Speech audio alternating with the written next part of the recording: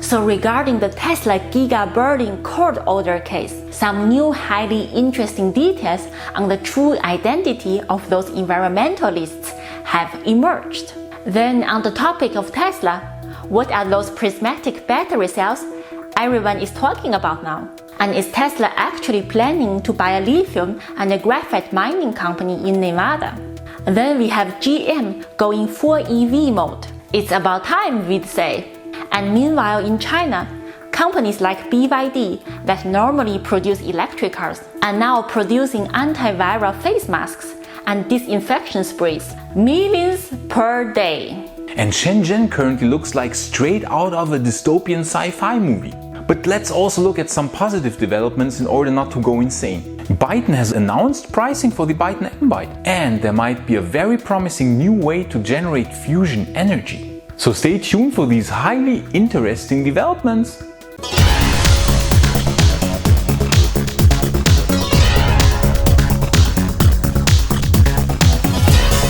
So 2 weeks ago, we talked in detail about the court order to stop the progress of Tesla Giga Berlin, initialized by two environmental groups, one being the Green League of Brandenburg, the other one being translated the Association for the Care of Landscape and for the Preservation of Wildlife in Bavaria. Wow, what a catchy name that is! So we investigated a bit further with the help of our amazing viewers and found out that in the case of the Green League of Brandenburg, the court filing was done only by a handful of individuals at the top of the organization who apparently went for rogue and didn't talk to anybody else about their decision.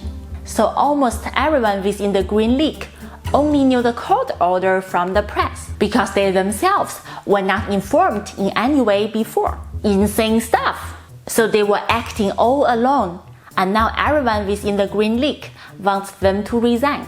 Then in the case of the Bavarian group, it turns out that they are not an environmentalist group at all, but that they are actually against wind energy. Even more so, they seem to belong to another organization that is actively denying climate change and even promoting fossil fuels. So our Hitler Reacts parody wasn't even so far-fetched. This is an impressive demonstration that on the surface, we have some insane environmentalists gone berserk against Tesla. But in reality, one organization is actually sponsored by fossil fuels and an anti-environmentalism group. And in the other case, it was only a few rogue people, probably paid off by some big oil or legacy car makers, to initiate a court order against Tesla.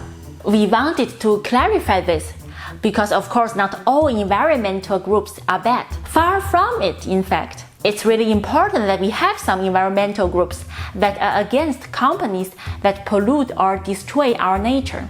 It's therefore absolutely important to differentiate between real and fake environmentalism. We need real environmentalism, which supports the goal of our transition to renewable energies and to electric cars. And we don't need fake environmentalism, which has the goal to hinder our transition to renewables and is just the oil and fossil fuel lobby in disguise.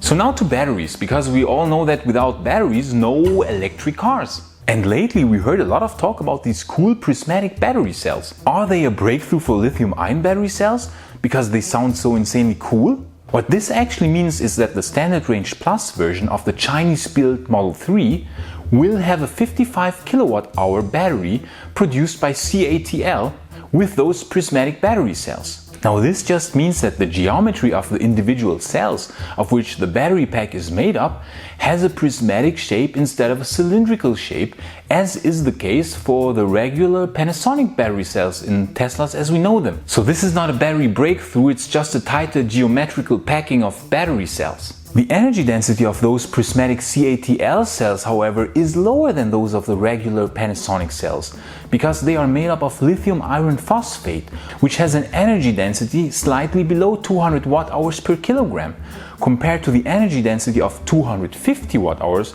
per kilogram for the regular 2170 Panasonic cells, which are normally used in the Model 3. So what is the main advantage of these battery cells then?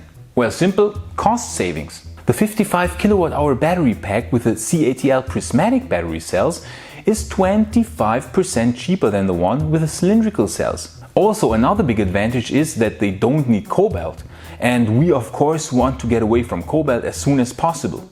Because as we know, some of the cobalt is mined under not really good circumstances in the Congo. Which, by the way, contrary to what the big oil-sponsored FUD media would want to make us believe, is just a very small percentage of the cobalt mined on this planet. The vast majority of cobalt is a byproduct of copper and nickel mining. And nickel, by the way, is the main constituent of a lithium-ion battery, not lithium. So normally nickel and cobalt are mined together in the very same mines. So these prismatic cells are not a giant battery breakthrough, they are just a way to produce cheaper and cobalt-free batteries, which is already quite nice. Now, talking about mining, we all know that Tesla is actually intending to get into the mining business. Elon has said so himself. We might get into the mining business, I don't know, maybe yeah, a little bit at least. Now, why would they want to get into the mining business? Well, pretty simple, because in order to produce this sexy Tesla lineup, and also the Tesla Semi, and the Roadster, and also the Cybertruck, and also the Powerwall, and then also the giant Mega and Giga packs, we need an insane amount of battery production capacity. Tesla currently stands at 35 gigawatt-hours per year with a supply from Panasonic at Giga Nevada. Now, this of course increases now with the new supply from CATL. And then Panasonic said that they could increase to 54 gigawatt-hours per year production capacity later this year. However, in order to be able to produce all these products we mentioned before in very large quantities, Tesla will need to scale up to the terawatt-hour range.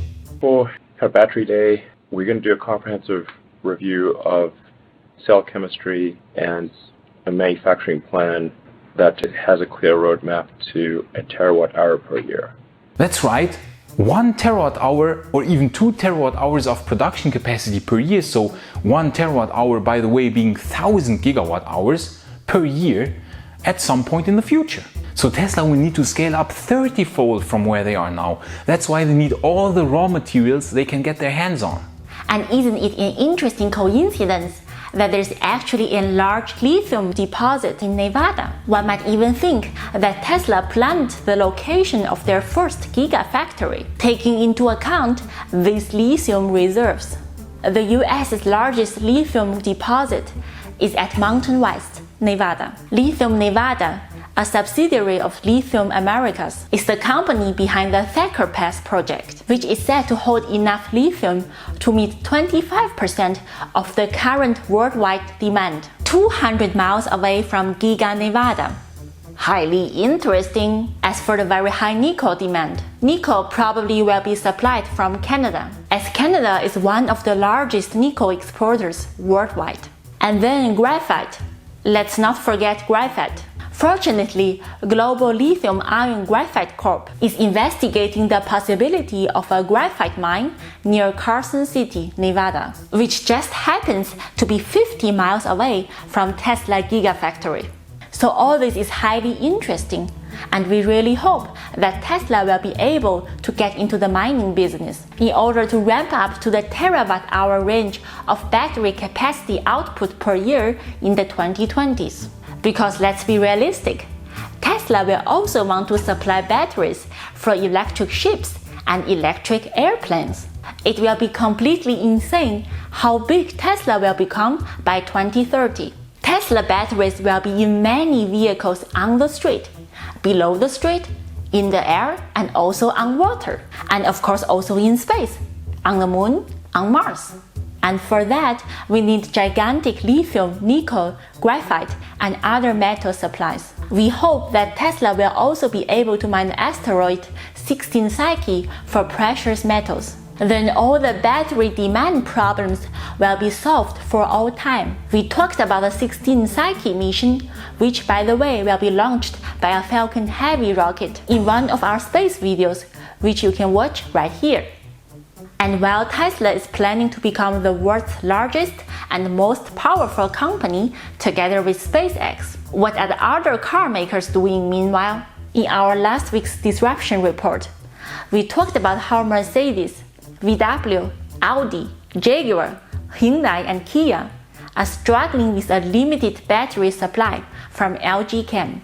Toyota, meanwhile, is doing absolutely stupid stuff, still clinging to the belief that hydrogen fuel cells might be the best way to go. Give it up already.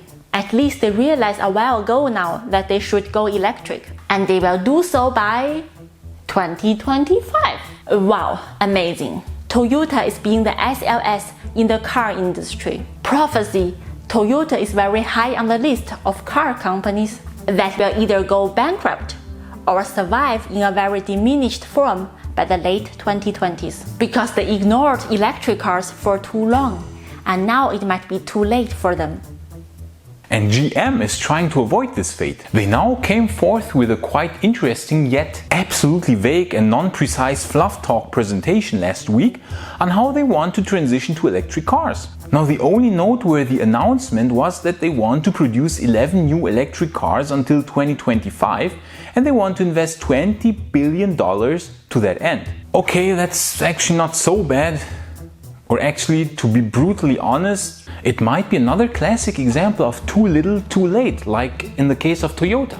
Because I mean, come on, 2025, that's 5 years in the future. By 2025, Tesla will probably sell already millions upon millions of electric cars annually. By then, Tesla will have a complete lineup of cars in really every segment imaginable. And with all the battery supply issues which plague the other car manufacturers, we just can see how GM wants to compete against Tesla. Now, we think what we witness here is just another classic Nokia moment. You know, when they saw their impending doom coming because of the smartphone and tried to release their own smartphones? Remember these smartphones here? Of course you don't. Now, Nokia didn't go bankrupt, they still exist, although in a much smaller and more diminished form. The same will be true for many of the currently still large car manufacturers, such as GM, Toyota and others. Too little too late in most part. They have been brutally disrupted by Tesla, and we actually see the chances for other new electric car startups such as Byton, Lucid or Rivian to survive much higher than those for GM, Toyota and other of the old legacy car makers. That's unfortunately the brutal reality of disruption. And meanwhile in China, companies that are normally known for producing electric cars, like BYD, the company that has been producing electric taxis and buses for quite some time now, changed their production line in the wake of the current health crisis. They are now producing millions of face masks and sanitizer sprays per day. And in Shenzhen, drones are now delivering food and medical supplies. In the hallways of hospitals, robots are now delivering supplies, not humans anymore. This is a fascinating glimpse into our fully automated future. Shenzhen already fascinated us when we were there 1.5 years ago. We felt like we were in the future. And the current health crisis impressively shows that automation can have real benefits. Another Chinese car maker doesn't produce antiviral products yet. Now they have opened their first store outside of China at the airport of Zurich. And they also announced the pricing for their first electric car, the Byton M-Byte, 45,000 euros. We already talked about the M-Byte quite a few times in our older videos. And we were of course especially blown away by the gigantic central screen. The Byton M-Byte might turn out to be a highly interesting electric car. It's set to launch in China still this year, and in Europe and in the US sometime next year. Then there is a highly interesting development in the field of fusion. You know, this energy form that is always 20 years away in the future. We have already talked about fusion in one of our older videos, which you can watch right here. However, there we focused on the classic tokamak and stellarator fusion reactor designs. ITER, for example, is a large nuclear test reactor currently being built in France. However, many say that ITER actually is the SLS of fusion reactors. Extremely over budget and extremely over time. However, there are interesting potential alternatives to the regular fusion reactor design, and one such alternative is being pursued by the Australian startup company HB11 Energy. The name actually already indicates the fusion reaction that they will want to harness. namely the hydrogen-boron 11 reaction. The principle of this fusion is actually much simpler than in the case of the very complicated tokamak and stellarator fusion reactor designs, which need giant superconducting coils in order to create very strong and very complicated magnetic fields. In the hydrogen-boron 11 reaction, a high-power pulsed laser is being shot at hydrogen molecules, which then are accelerated to very high speeds and then collide with the boron 11 atoms. A cascade of alpha particles, which are cores of helium atoms, are then created in this process and emitted at very high energies. These alpha particles are then captured with a sphere where they induce an electric charge, thus generating electricity.